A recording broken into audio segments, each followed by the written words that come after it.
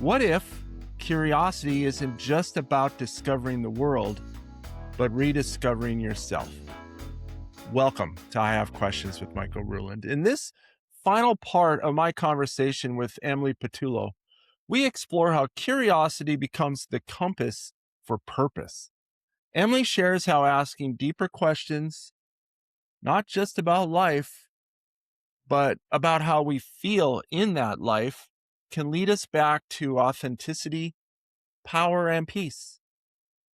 We also dive into her curious questions, my rapid fire round that reveals the heart behind her creativity and the lessons she's learned along the way. And we end with a little information and a little advice to some new teachers. So, should we finish this journey? I think we should, because I have questions. I have questions. I have questions. I have questions. I have questions. I'll tell you the food that doesn't have questions, which I do. Emily, I would be remiss in not kind of ending with this question a little bit, since this show is based on questioning and curiosity. And I think I know the answer to this question, but I'm usually surprised by the fact that I don't actually know the answers that I think I know.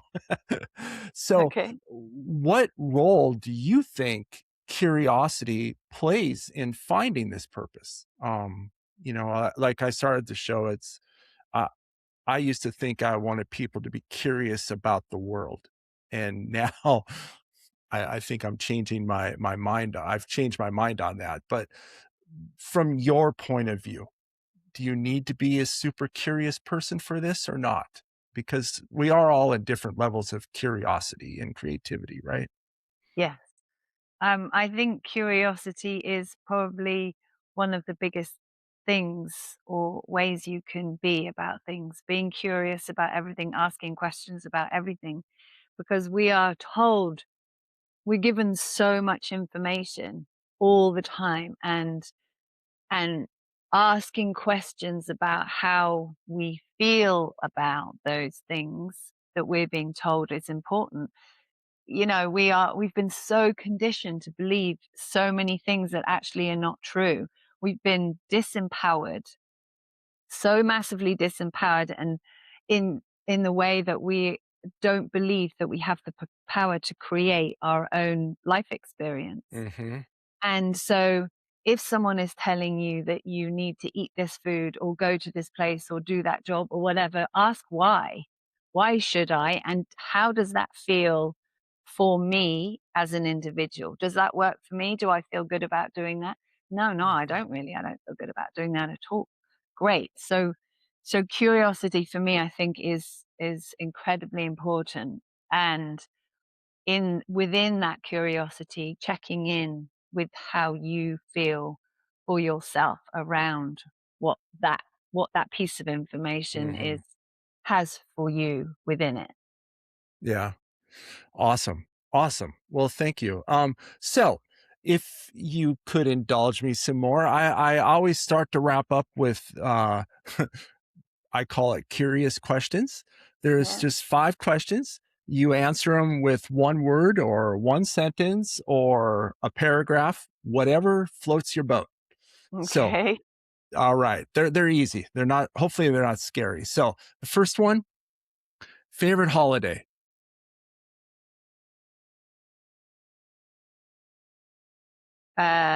Exploring somewhere new that I've never been before. Awesome.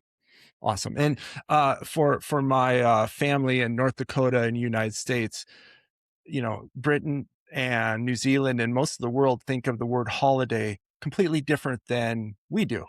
Mm, Yeah. yeah. You think of it as a vacation, right? Yeah. If I say the word holiday, yeah. Yeah. So perfect.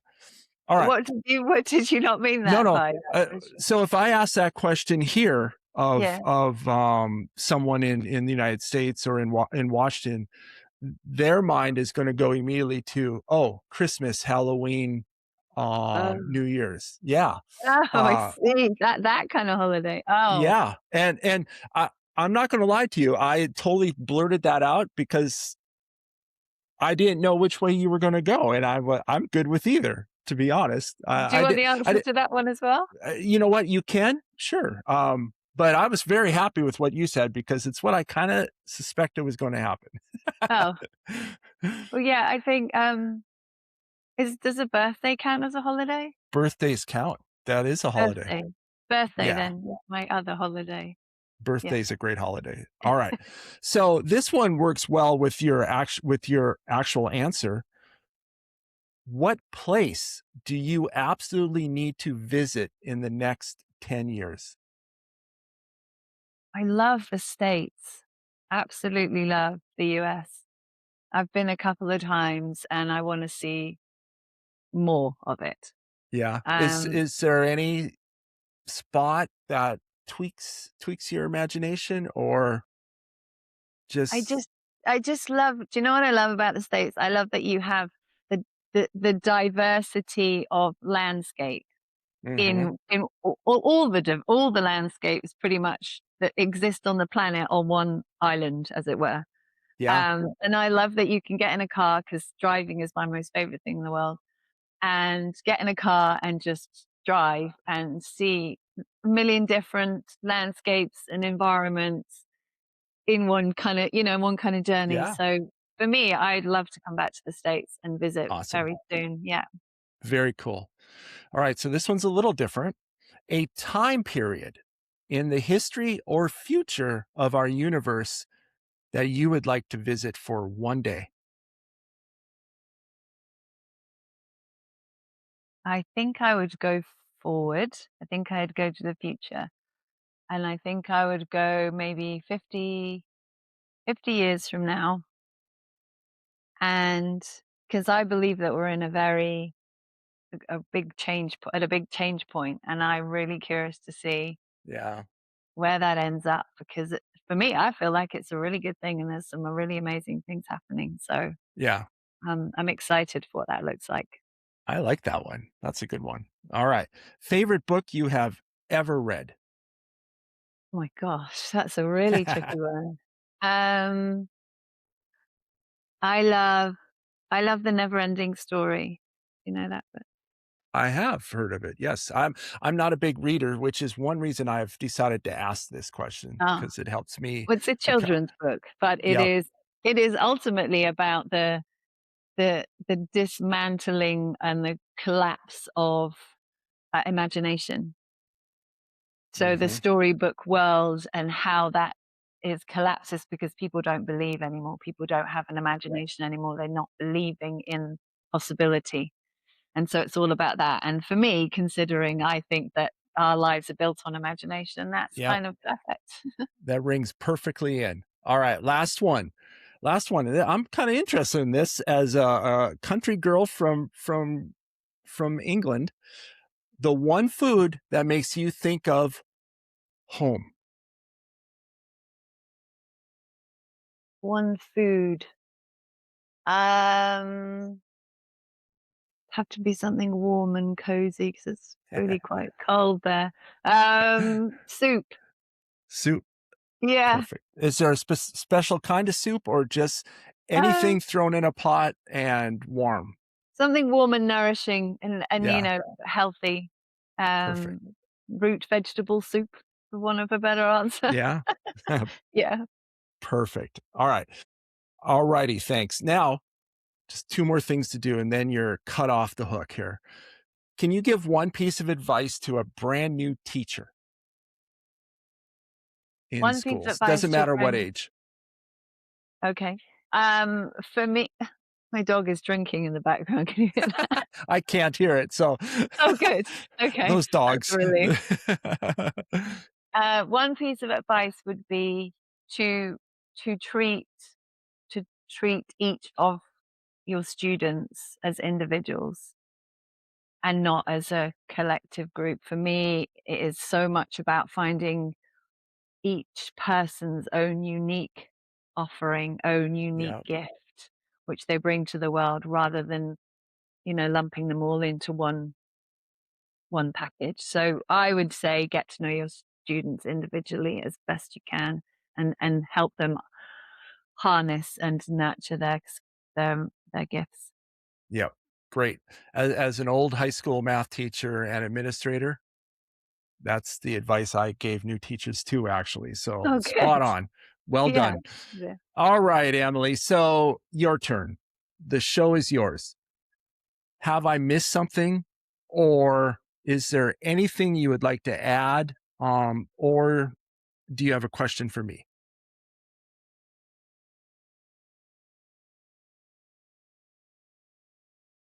I my the Do you know what the my ultimate message, and I think maybe gift, from my experience, is to make sure that people are, if not aware of what it is that they're doing here, take time to find out what they're doing here.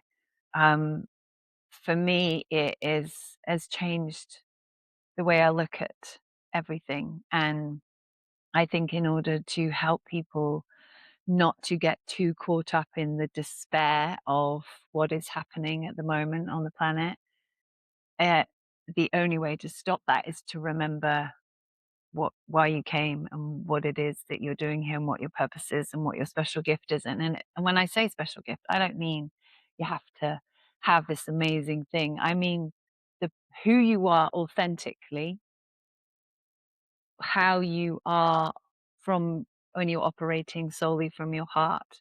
And it doesn't have to be anything other than helping some old lady cross the road or doing something, being really kind to someone.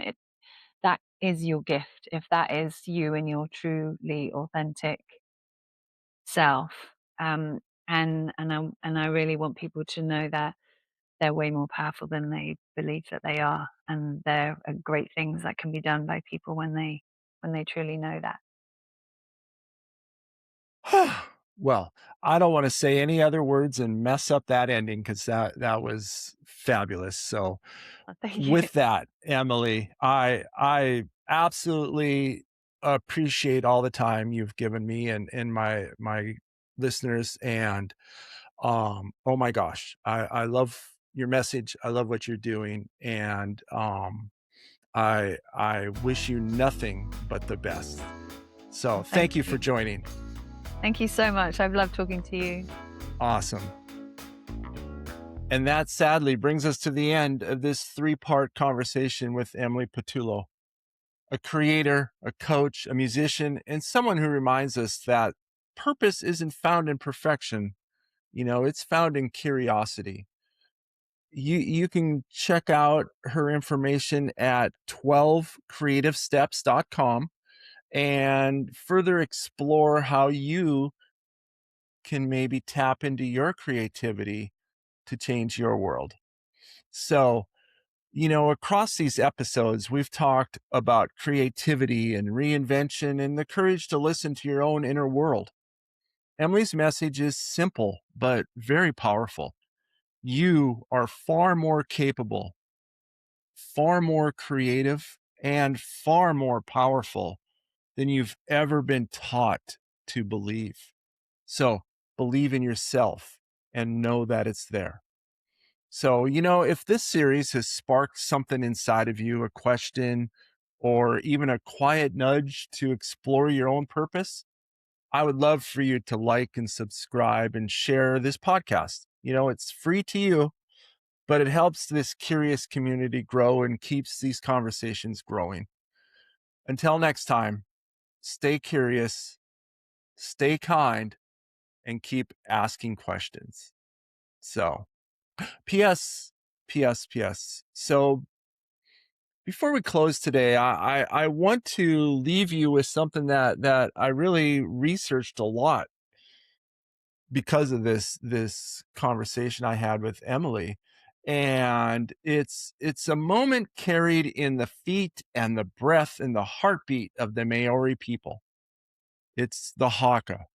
And I'm sure we've all seen it. I would think so at this point. We generally see it at sporting matches, the haka, right? And it's feels intimidating in a way to scare your opponent and get yourself psyched up. But the haka actually isn't just a dance. It's a declaration. It's a gathering of spirit. Long before it echoed in those stadiums or on global stages, the haka was a way for Maori communities to prepare for challenges, to honor guests, and to celebrate life and to mourn loss. Every single stomp, every single shout, every trembling hand carries waka papa, which is ancestry, the reminder that you stand not alone, but with those generations behind you. One of the most well-known haka, it's ka mate, was created by the chief, and I'm sorry about his name right here, people, but I'm going to give it a shot, Te Ra'u Paraha, in the early 1800s. It wasn't born from aggression.